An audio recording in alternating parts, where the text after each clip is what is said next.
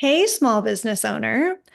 Have you felt like 2025 just went by in an absolute blur and was sort of this chaotic combination of what am I doing? There are too many things to do. I don't know what's working. And now we're in December and you are looking ahead to 2026, but you're not even sure where to start with that type of planning.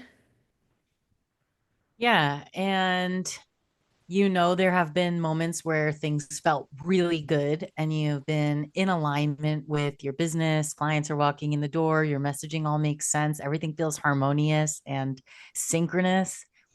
And that's matched with moments that just feel really clunky and really hard and complicated. And in our case, overcomplicated. And you just don't know what to do and you get stuck. And there's this dance of going up and down, and things feel good and things feel hard, and things feel good and things feel really difficult. And if you've had that experience, you're in the right place. Yes. In this episode of the Big Bad Marketing Podcast, we are going to step through an annual business review for 2025. This is not going to be a strictly numbers thing. We're also going to get down and dirty into the feelings, how the year made you feel, the emotions, the ups and downs and stressors and wins and everything that can create a really deep reflective space so that when you move into planning for 2026, you're coming at it from a place where you know exactly where you've been and where you don't want to go back to ever again, or where you might want to double down your efforts going into the new year. I'm Janae, and this is the Big Bad Marketing Podcast. And Brooke and I are two female entrepreneurs. We left years and years of corporate experience and left corporate life so we could build something of our own. And it's beautiful and it's also really hard all the time. And that's why we're here to share it with you. So you've got a little bit more support behind you as you build your own business and don't repeat the same mistakes that we made. Let's do Cool. this. All right, year in review. Janae, I feel like I get to this point in the year and I'm like, all right, December, time to plan ahead for next year. And I get so caught up in the excitement of all the possibilities for the year ahead that I very rarely go into a deep reflective state and look back at everything that has happened in the prior year. But that's what we did this morning, and it felt pretty darn good. I have to say, it was hard, but how rewarding and I feel so much more settled now thinking about 2026 planning because we have so thoroughly dissected all of the pieces of 2025.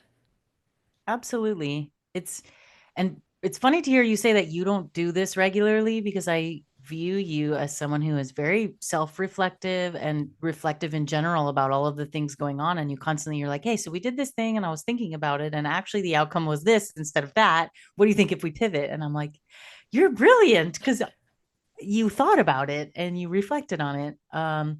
But to this degree and with this level of intentionality and clear prompting for a specific goal of having action steps and better direction and movement as we move forward, I get it that we're not doing this all the time. But I do think small business owner, listener, whoever you are, like even if you're just a human trying to figure out how to be a human, taking a big old opportunity once a year to do this, that's what a New Year's resolution really is, right? It's like taking a moment to think about all that's happened and then how you want to use that, update it, edit, revise, and move towards a bigger, better you. So I think what we're suggesting here is to do that for your business. And may I also go out on a limb and say, I would love if we do this quarterly, Brooke, or monthly, maybe not to this extent, because this was like a almost 2 hour project for us. And, it was hard. But this is something I'm like, if we did this more regularly, maybe we'd more often be on track with where we want to go instead of waiting till the 11th hour to make a change. Yeah. And it's hard when you are in the day to day. And I think quarterly and annual reviews are popular for a reason because So much can change in your small business week over week and month over month that it feels like not enough has happened in that space to really make meaningful progress on things. So I love the idea of a quarterly review. And yeah, like Janae said, for our listeners, set aside an hour or 2 hours to actually deeply reflect on this. And we're going to share a template in the show notes of this episode for you to do a guided 2025 year in review where it's 6 pages. We ask a series of questions on each page, and we encourage you to deeply reflect because some of them, when we were working it out this morning, we're like, oh, that's really a good question. And we had to take a minute or two and say, you know what? I need to really thoughtfully reflect on this one. I don't have an off the cuff answer. And And we're pretty good with off the cuff answers to a lot of questions. we are. We can toss some stuff back and forth, but this I feel like challenged us in a way that I didn't really expect going into it. But Mhm. um, I agree with that. now I think every business should be doing this. Yes, yes. And I really appreciate the way we laid this out, and props Brooke to creating this template. But starting at sort of a high level with maybe like a warm up of just quick thoughts. What worked well? What didn't work well? High level things. And then moving more deeply into the process by, okay, great. You got some top level ideas out of your head. Your cute little, like, this was so fun ideas. At least that's how it was for us. And then, okay, let's look at the numbers, right? Like, let's be real about this and start measuring. And if we weren't measuring, what do we need to start measuring? Stuff like that. And then into how did it feel, right? Like, what was the emotional breakdown of this? And which things felt good, which things didn't feel good, which kinds of emotions did they create for us? And then lastly, kind of bundling it into what is that, brass taxes of like what worked and what did not work. Like, let's have an objective look at this and try to pull our bias. Now we've already talked about what was cute and what we liked, and then we looked at numbers to get some evidence, and pairing that with how did we feel about it, those two overlaid so well to create, okay, which of these things was a success, which of these things was not, what do we keep doing and double down on, what do we stop doing. And I loved that we wrapped it up with a little bit of, now where am I as an entrepreneur, as a person trying to grow a business and be a human in the world right now, and where's our business? And that put it like a nice little bow on it of like, oh yeah, we've done a lot, we're doing great, we have so much room for growth, and here's some things that we will move towards as 2026 unfolds. Yeah. And that was a perfect synopsis of all through those 6 pages and sort of the things that we're focusing on at each stage. And something that Janae, we discussed after the review is just how interesting it was the alignment of the way that we felt about something, the way that it performed, and its impact on our bottom line. So the things that we really Oh, you mean they all enjoyed, track and make sense with each other? so weird. It's like it's all meant to be. And when we really enjoyed something, when we felt like it was in alignment with our values, it felt good in our bodies, it reflected in the number of leads and customers that were brought in from those particular things, which resulted in money and went straight to the bottom line. So business owner, as you work through this template, when you get into the final stages and the final page where you're really reflecting on your own personal growth, we encourage you to also take a look back and say, okay, with the marketing channels that I identified that got me the most leads, was that also something that has a good financial return? And can I go back to the numbers and sort of prove out that these things that feel really good are also financially lucrative? And then it would be interesting to see if they weren't and if there was misalignment. I mean, for us, there was clear alignment with that, but it doesn't necessarily have to be that way for everyone. So just really trying to use this to draw conclusions. And then at the end of it, I think what we really saw is that we are so much more clear on the things we want to carry into 2026 with us and the things that we just absolutely want to leave behind and not focus any more of our time and attention on. Cut that shit out. Yes. Yeah, and I don't want to get too, I never want to get too woo woo. in general or Get here. woo-woo, Janae. You Let's are get woo for a woo-woo. second. I'm a woo woo woo woo. Okay, there's this person, figure who's like a channeler. I know I am woo woo, but also I'm not that woo woo because I meet a lot of woo woo people, and I'm like, wait, this person is way off the deep end woo woo. So just giving myself a little context there. Um, there's this channeler person who is that they go by the name Bashar. Have you heard of that? No.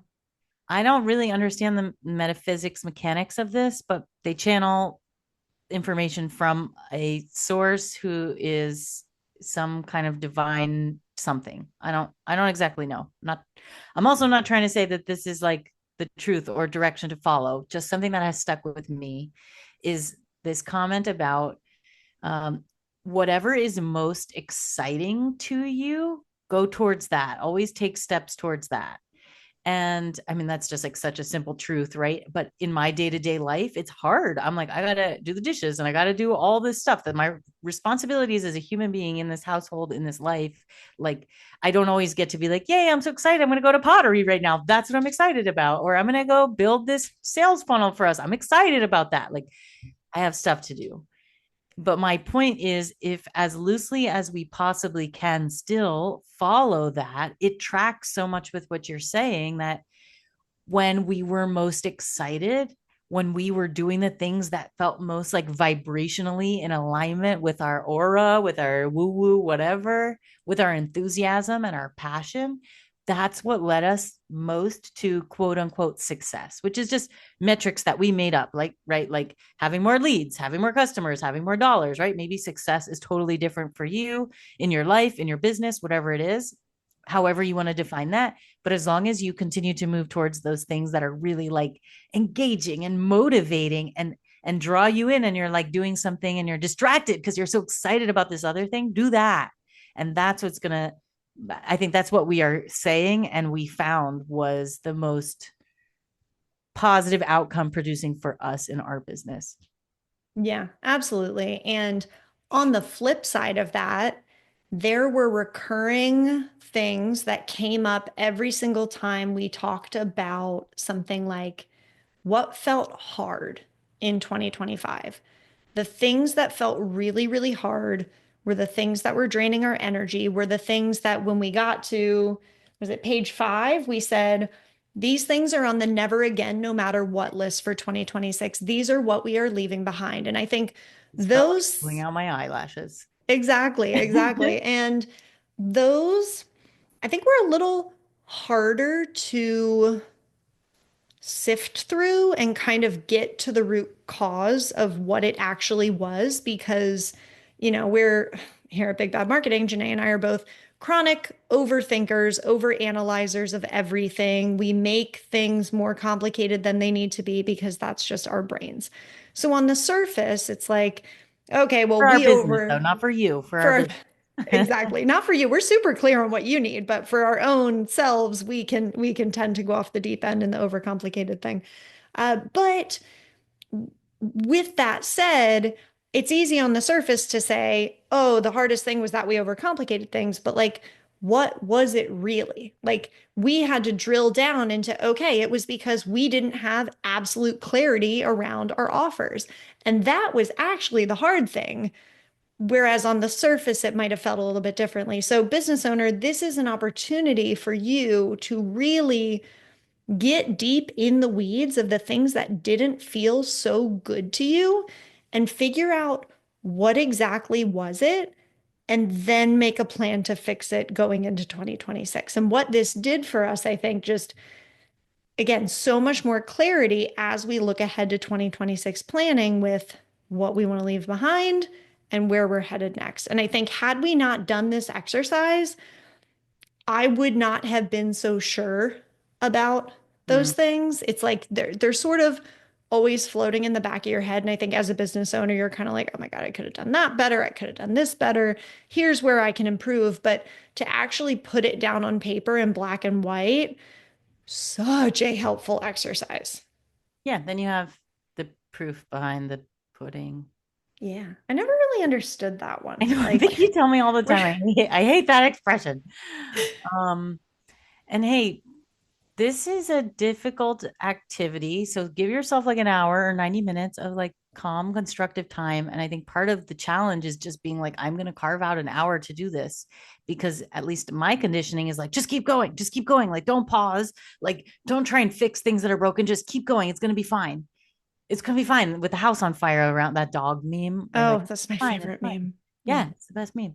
Um, so I guess the invitation here is to make time. And it will be hard for 1 hour and then it will be done. And you'll have insight and information to help you keep driving forward. And I guess, Brooke, I want to say that I think we are operating under the assumption that are the people who are listening to this. So you, small business owner, human being that are operating a real business, we operate under the assumption that you're doing this because you freaking love what you do and you're passionate about it. And like I'm being like we get excited about making a sales funnel. And that sounds so dorky, but it's true. And we get really excited about doing these different marketing actions and figuring out the strategy for us, for our clients. All of this is what, like, we're really excited about that. And I just want to acknowledge not every business owner is there and they maybe don't even do something that they like very much or feel passionate about. And that's okay. You can still reflect and build your business. But I think what we're doing here at Big Bad Marketing is building a community of people and business owners who are excited to do what they do and can feel empowered to continue sharing their gift and their talent and their skill and the value that they bring to their audience because now they have coaches and partners on their team like us who are like, hey, here's all you got to do. Take this step, do this thing. And if you're a little bit bogged down in not knowing how to run the operations of your business, but you're still excited because the thing that you love to do is what you get to do all the time, number one, you're in the right place. And number two, go ahead and sign up for our newsletter. It's totally free and it's an opportunity for you to get ongoing insight, totally free about how to build your business, how to structure your operations, how to simplify your life, how to better communicate with your audience and get more customers, giving you more money so that you can keep doing that thing that you love. And Brooke, tell them where they can sign up. Head to bigbadmarketing.com/newsletter and we will show up in your inbox around the first-ish of the month, más o menos, dos o tres días. And we'll come to you with cool templates like this because, Janae, like you're saying, the average small business owner does not have the time to say, you know what, I'm going to do a formal business review for the year and let me figure out all the elements that go into it. So, this is designed to be a comprehensive look at your year, but an easy 6-page template that does not overwhelm you because in creating this template, I mean, we looked through ones that had 15, 20 slides or more about various things. And it's like, how do we just distill this down and make it simpler and less time consuming? Because especially if you are a business owner who tends to get busier at this time of year, the holiday season, uh, you don't have the luxury of taking days to do year in review 2026 planning. It's like you can do this. Maybe you are blessed enough to set aside a half day, and that would be incredible because most small business owners are probably giving it like 5 minutes thinking about it in the shower. So if you just take this step Break and it do down. this, Yeah. we guarantee that you will be in a different mental headspace and maybe, because this is what happened to us, maybe a little more excited going into 2026. Oh yeah, and clear of which direction you're taking. And I guess I was like, this is gonna take like an hour or 90 minutes, and it's gonna be like tough. But actually, I'm like, we have saved you 2.5 days of time that you need to allocate to this by condensing it into something that will still produce a meaningful output as you review your business and figure out what worked. And then you will feel as though you have a clear direction to move forward. And instead of what we see all the time, which is business owners who feel stuck, they've hit a wall, they don't know how to grow their business anymore. They know that people want what they sell and they know that there's real value in it, but they don't know how to get it to those people, how to talk about it, how to put it in a package that makes sense for their customers. So, this is your opportunity to really think about all of those things in an easy to use template. It's all set up for you. And then you will walk forward with clarity.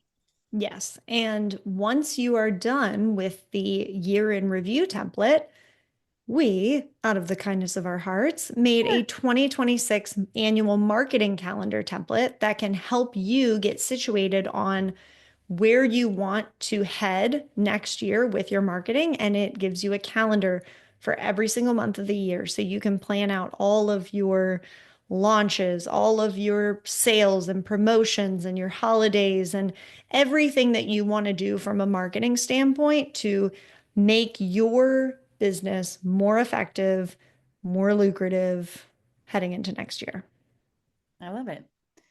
Okay, so Brooke, I think we kind of got through a little bit of the high level. What did you think about this? What did you think about that for your business? I remember one of the questions was about like give your year a headline and not the catchy Instagram jingle type, like give it a real headline. And that one for me was eye-opening just because it was like, oh, yeah, how like when we're not trying to be like catchy, how did this year actually feel? So I loved that. And that whole first section about kind of high level, let's just start this process in an easy way. But can you take us a little bit through math? Because that's the next section. And you're our math person on this team of two. And I'm constantly like, what? And it was so enlightening to look at the numbers on a chart and just be like, wow, okay, here's real numbers. So can you talk us through that exercise a little bit and sort of what to consider and what things we might want to think about moving forward based on the number outcomes and equations and mathematical palabra Was that a algorithm? word? No, I'm using all the math Yes, words I all the know. math words you know. Pythagoras. Yeah, Pythagorean theorem. Uh, so we will also link to our business math episode, which breaks down some of these concepts a bit more. And so when we say something like gross profit, you know exactly how to calculate it. This is also a great place to use ChatGPT or your favorite AI tool to say, hey, help me Calculate. calculate these numbers. Here's my top line revenue, here are my expenses. But either way, we try to break it down to the simplest numbers that give you a clear look at the performance of your business. So, top line revenue, and that's a metric that a lot of business owners use for, I guess, kind of an overarching understanding of where they are. But we encourage you to break it down into gross profit, net profit, and then getting into your gross margin and your net margin. And we cover all of that in the business math blog and podcast for you to dive into more.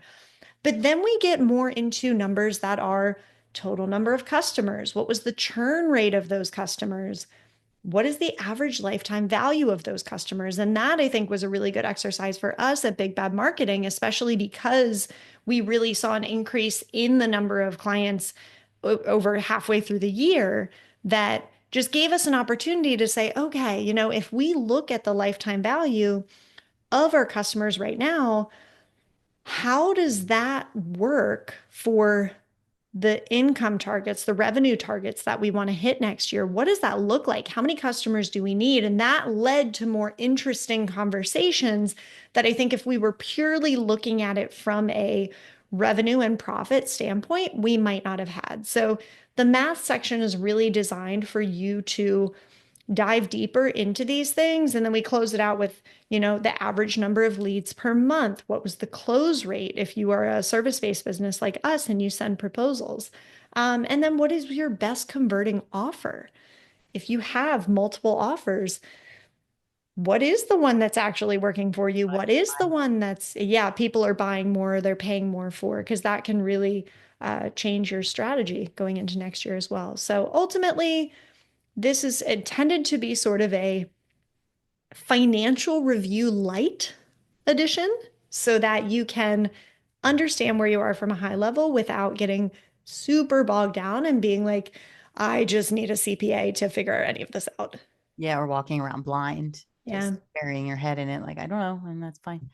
No, and what I want to say actually is, so we're a brand new business. This is, I think we're coming up to quote unquote close on year one of being a business, year zero, really. Yeah. And at the outset, we set some like arbitrary goals, loose ideas throughout the year. We've had just different like number goals of how many clients we want to have, how many leads we want to have, what revenues and profits and gross things we want, right? Like, yeah, you're the numbers lady. Yeah. Um, and what this exercise showed me is how important it was to just trudge through this first year of like, I give us credit, like we do know about marketing and we know what we're doing, but this is the first time we built a business. So in on that front, like we have no idea what we're doing. So setting those arbitrary goals, like, yeah, that's great. Dream big, cute, go for it.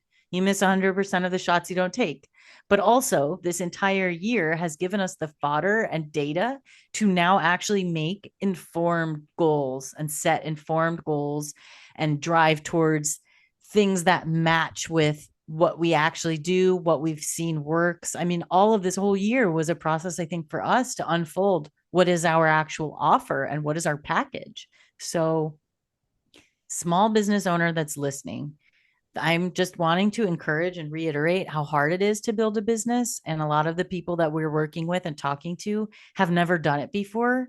And they don't know what they don't know, just like us. Like we are also figuring that out. And you need numbers and you need some of this data to work with. So don't be discouraged if the numbers aren't where you want them to be or you didn't hit these arbitrary goals that you set, right? This is your chance to really look at these things and say, okay, what's realistic? What's my reach goal? How does this help inform where I should be moving and what I should target and what I should stop doing?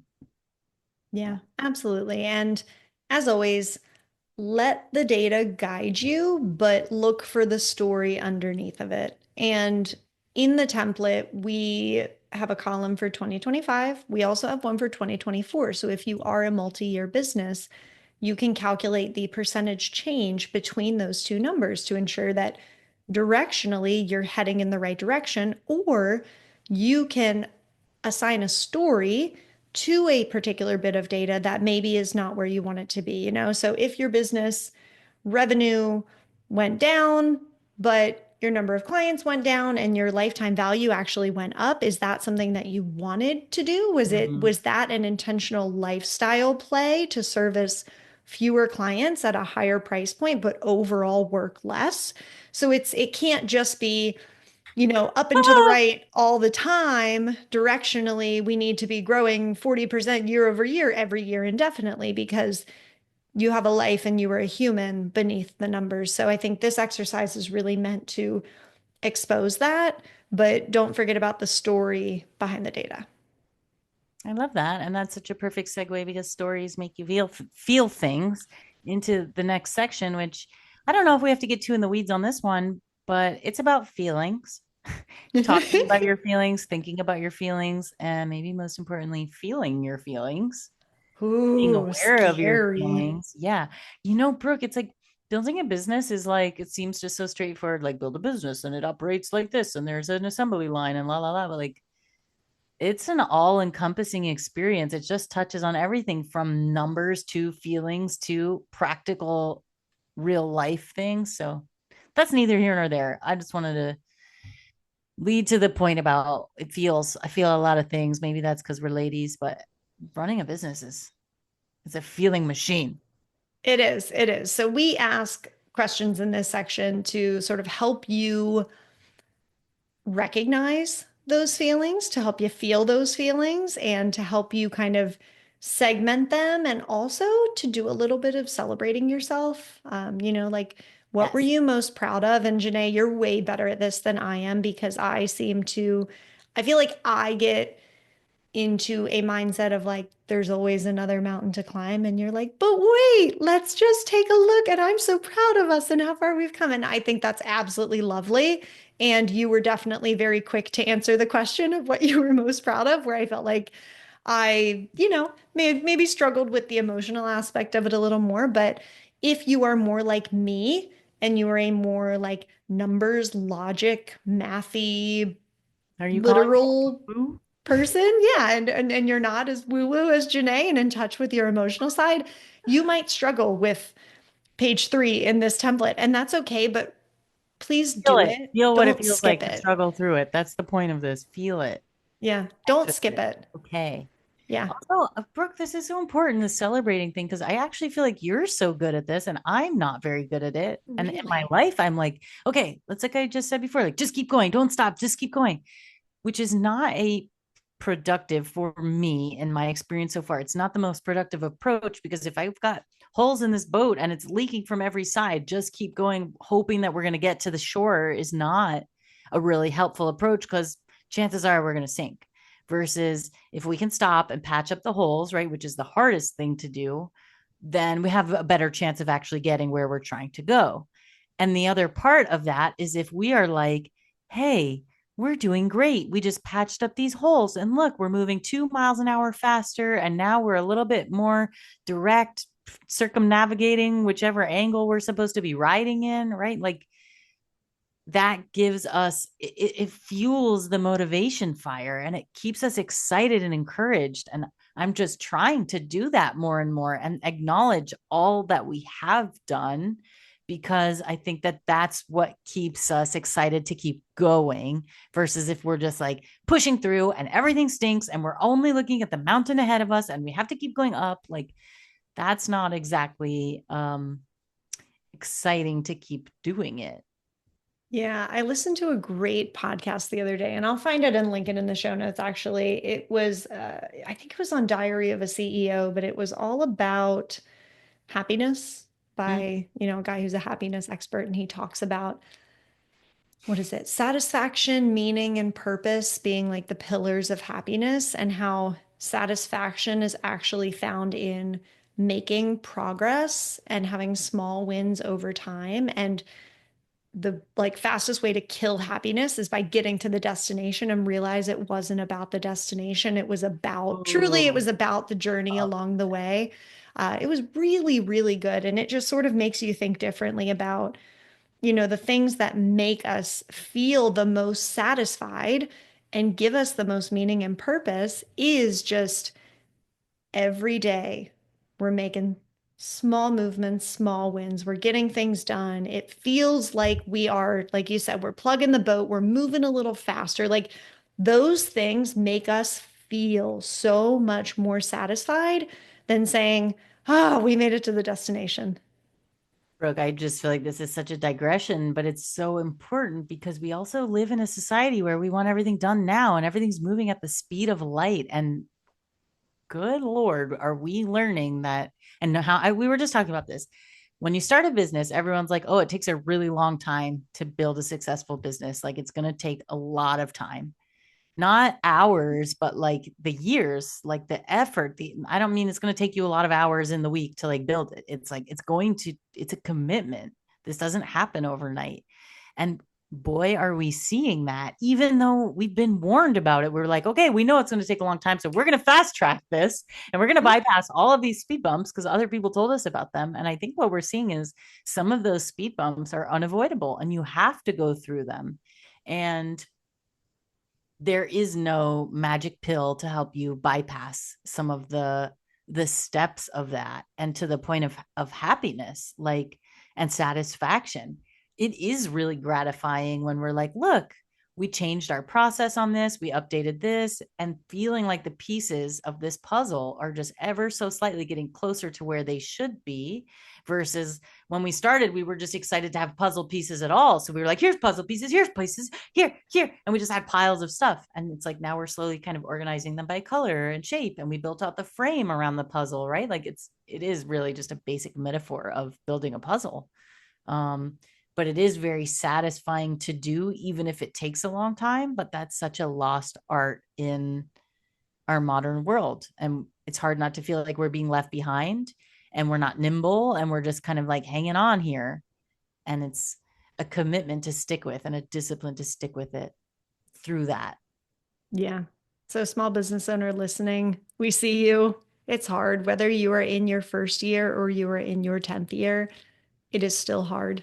And this review is really meant to help you celebrate and appreciate where you have come over the last year. Because if you're anything like us, you have made a ton of strides, but it's easy to get bogged down in the day to day and forget about it. And I Yes. know that I am super prone to primacy and recency biases. And so I remember the very first things that we did last year, and I tend to remember the things that have happened in the last week. But there's so much middle ground over the course of a year. So this really caused us to go back and reflect and say, well, you know what? That was in like February when we did that, and that was in like June when we did that, and really look at the year as a whole and remember that there are so many pieces that we did pull from certain stacks and organize and put together to bring the puzzle into a more usable state. Yeah, it's shaping up now. Took a Yeah, little while, but it's shaping up.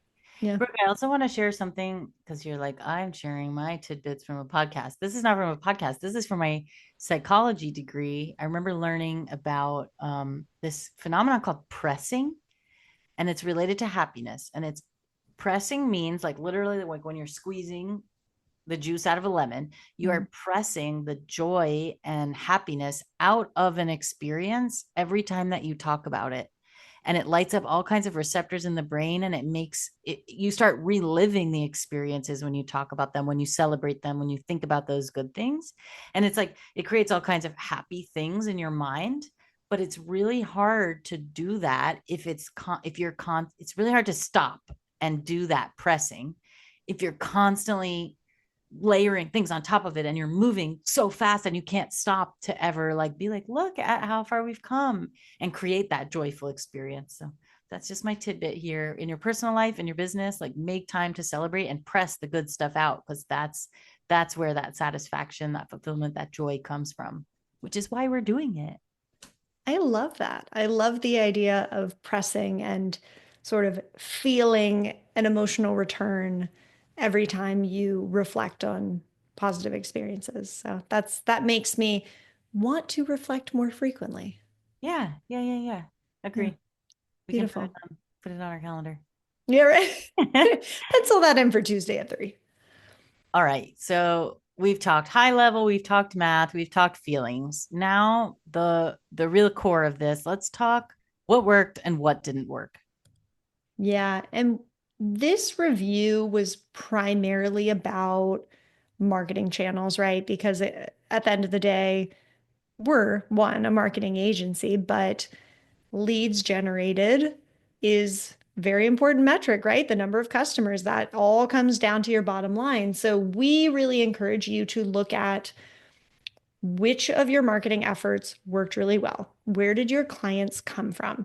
And this can be such a simple exercise that can expose areas of opportunity. So when we looked at our own, we said, you know what?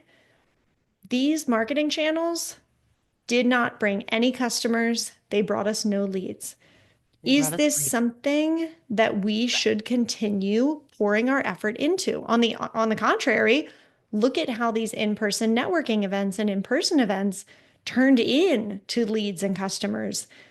Wow, should we think about doubling down and doing more of these? So that's the type of conversation that this creates when you really step back and say, okay, black and white, what's the marketing channel? How many leads did it get us? How many customers did it turn into? Yeah. And when you know the answers to those things, you are prepared to make decisions for your next steps to lead towards more success. And I think we said this already, but like doubling down on the actions that are working. And that's not to say that things that aren't working now can't work later, or things that are working now are always going to work. But generally, it's a good indication of, hey, we got a live one here. Let's explore this more. Let's experiment with this more, and let's broaden our efforts in that area. So we really test that and we really grow that space. Yeah, absolutely. And then diving into with those same marketing channels, like I mentioned, what isn't working, what's draining us, where did our money disappear with no tangible return on investment? Like, what are the things that we Where's that bag go of candy that we bought for the expo? disappeared into our bellies? But just taking a beat to say, which of our offers flopped? What did nobody buy? If you have a suite of products, is there a particular product or service that nobody bought? Do you still need to offer that? Is that something people even want? And these are the type of conversations that can really serve you well going into 2026 planning as you think about what new things do I want to do? Well, and Brooke, when you're saying that, I'm thinking about how often it's not even that people want or don't want the offer, it's that they don't know what you're offering. And I think we have come up against that unclear offers, unclear packages, inability to articulate what it is that you do or what you sell, small business owner, that's become our clear starting point every time is what do you sell? Let's say it in a succinct way. Let's package it in a way that makes sense. So you can sell, what is that? From a holiday movie, he says, I could sell whale steaks to Greenpeace.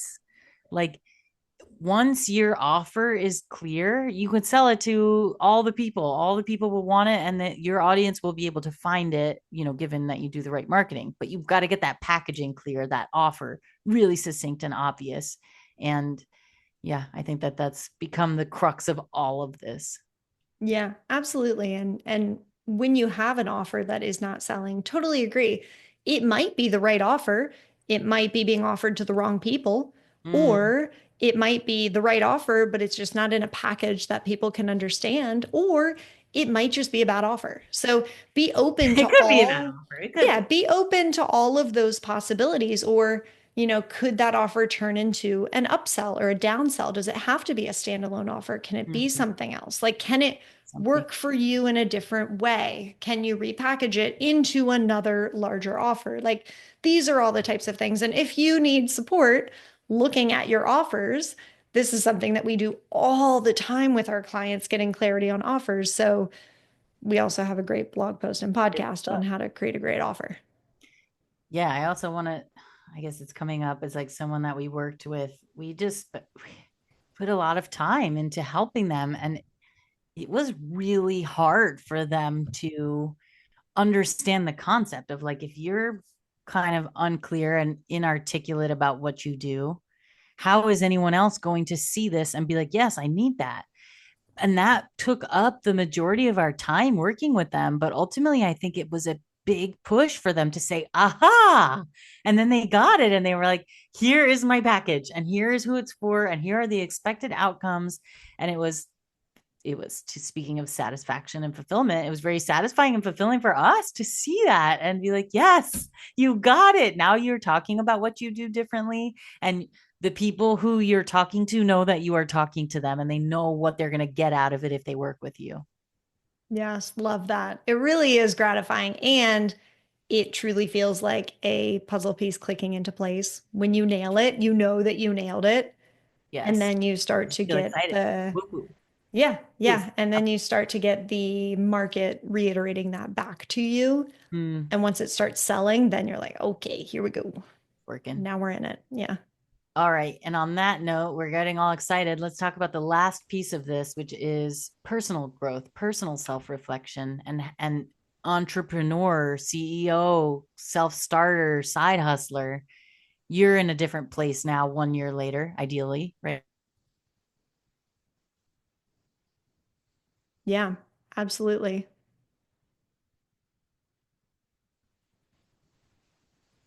Oh no, I lost you. Oh, I said, how is someone doing year in review for themselves as CEO, entrepreneur, big Yeah. bad Yeah, business owner? absolutely. And we ask a series of questions here. I think the ones that I liked the most were about what did you learn about yourself as a business owner this year? And really, especially if you are someone who is operating the business and servicing the clients and also acting in the owner capacity, Totally. if you're doing it all, this is the opportunity to take off your like client servicing hat and to put on your CEO hat and say, here's how I'm thinking about myself as a business owner, and here's where I have room and opportunities to grow.